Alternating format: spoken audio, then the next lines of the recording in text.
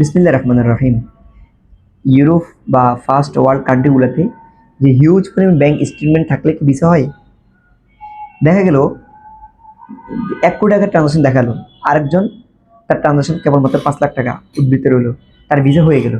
আপনার 1 কোটি টাকা রাখার পর আপনার ভিসা হলো না, এটা বিষয়টা কি?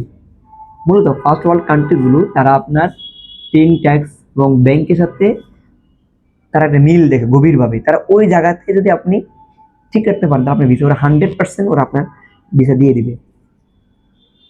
তো এই যে বিষয়টা অনেকে না বুঝে, মনে করে টাকা লেনদেন যা দেখাতে পারে তাহলে ভিসা।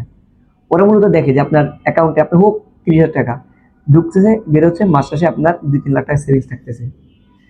অবশ্যই এই ফাইলটা এলিজিবল। হুট করে 1 কোটি টাকা ঢুকছে, 1 কোটি টাকা বের হয়ে গেছে, এবার ট্রানজাকশন উদ্বৃত্ত কোনো মাসে থাকে না, তাহলে এই প্রোফাইল তারা দেবে না। এবার আপনার যে কারেন্ট অ্যাকাউন্ট যদি আপনি দেখাতে পারেন, আপনার কোম্পানির যে কারেন্ট অ্যাকাউন্ট ওটা যদি আপনি দেখাতে পারেন, সব কিছু মিলে তাহলেও আপনার কিন্তু ভিসা হয়ে যাবে। তো এই জন্য বলি যে আপনার ইনকাম ট্যাক্স, কোম্পানির ট্যাক্স এবং টিন সব কিছু যদি আপনার ব্যালেন্স থাকে, এই ব্যালেন্সটা আপনারা যদি করতে পারেন, সাউথ কোরিয়া হোক, জাপান হোক, অস্ট্রেলিয়া, ইউএস, কানাডা, 10 লাখ টাকা সেভিংস দেখেও আপনার 100% আপনি ভিসা নিয়ে যেতে পারেন ট্যুরিস্ট বিষয়।